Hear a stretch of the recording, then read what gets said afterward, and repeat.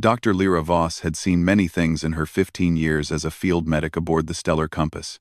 She'd patched up Vraxian soldiers after they'd walked through plasma fire, stabilized Kelthori diplomats who'd been poisoned at peace summits, and once even reattached the crystalline limb of a Shard Walker engineer.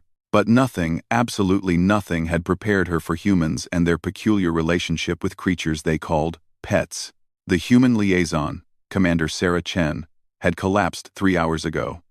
Exhaustion, dehydration, stress fractures in both legs from running supplies through the war-torn colony on Epsilon 7 for 72 hours straight without sleep. Lyra had sedated her, pumped her full of regenerative fluids, and given explicit orders to the crew. She needs rest. 12 hours minimum, no disturbances, no exceptions. The crew had nodded. They understood orders. What they didn't understand was Cub Thark. Cub, despite his name, was not small. He was a Terran creature called a dog, specifically something the humans termed an English Mastiff. 400 pounds of muscle, fur, and what Lyra could only describe as weaponized loyalty. When Commander Chen had boarded the Stellar Compass 2 years ago, Cub had been with her. The crew had been skeptical at first. What purpose did such a creature serve? It couldn't repair systems. It couldn't navigate. It consumed resources without providing tactical advantage. But humans didn't keep pets for tactical advantage. They kept them for something the translator struggled to properly convey. Love, companionship, family. Lyra had finished her examination of Commander Chen and stepped out of the medical bay, intending to file her report. That's when she'd noticed Cub watching her with those deep, intelligent eyes. The massive dog had tilted his head, listening as she gave her orders to the nearby ensign. 12 hours. No one disturbs her. Cub had stood then, all 400 pounds of him, and walked purposefully to the doorway of Commander Chen's recovery room. He circled once, twice, then lowered himself across the threshold with a heavy thud that resonated through the deck plating. His enormous head rested on his paws, but his eyes remained open, alert, and fixed on the corridor ahead. Lyra had thought nothing of it at first. 2 hours later, Lieutenant Corvin of Security had arrived for his routine wellness check on the human commander.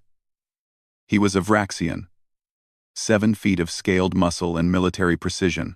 He approached the door with his datapad ready. Cub's eyes opened fully. A low rumble emerged from his chest, not quite a growl, but a warning nonetheless. The kind of sound that bypassed the logical brain and spoke directly to prey instincts buried millions of years deep. Corvin stopped. His scales rippled with uncertainty. I have authorization to check on Commander Chen. Cub didn't move. He didn't need to. His presence alone was a statement written in primal language. You shall not pass. Corvin, who had faced down armed insurgents without flinching, slowly backed away. I'll return later. An hour after that, Ensign Piptilix had tried. The small, bird-like Avarian was carrying a tray of nutrient paste that Commander Chen had ordered before her collapse. Surely the creature would understand this was a delivery, not a disturbance. Cub's massive head lifted. One enormous paw extended forward, blocking more of the doorway. His eyes locked onto the ensign with the intensity of a targeting computer. Piptilix's feathers flattened against her body in an instinctive fear response. The tray clattered to the floor. She retreated, chittering apologies in her native tongue. By hour 4, word had spread through the ship.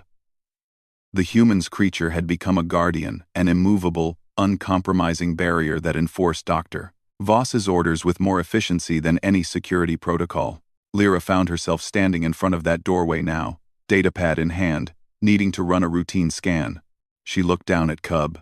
He looked back, utterly calm, utterly immovable.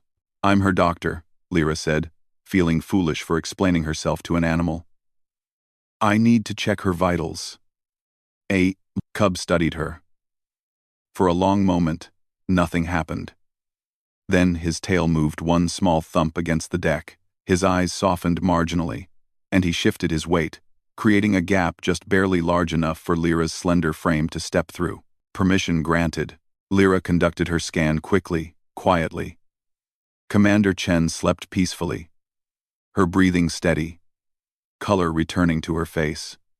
The human body was remarkably resilient when given proper rest.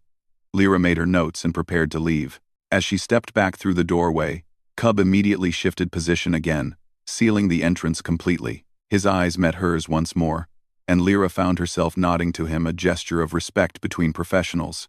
"Good boy," she said, remembering the term humans used for their canine companions. Cub's tail thumped twice more, his tongue lolled out briefly in what humans called a smile. Then his expression returned to stoic vigilance, his gaze fixed on the corridor. 8 hours later, when Commander Chen finally stirred, the first thing she saw was an enormous furry backside blocking her doorway and the silhouettes of various crew members pacing nervously in the corridor beyond. Unwilling to challenge the 400-pound security system, she smiled weakly. "Cub baby, I'm okay."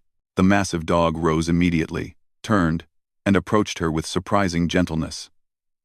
His enormous head pressed against her chest as she wrapped her arms around his neck. "Did you protect me?" she whispered into his fur. Dr. Lyra Voss appeared in the doorway, datapad in hand.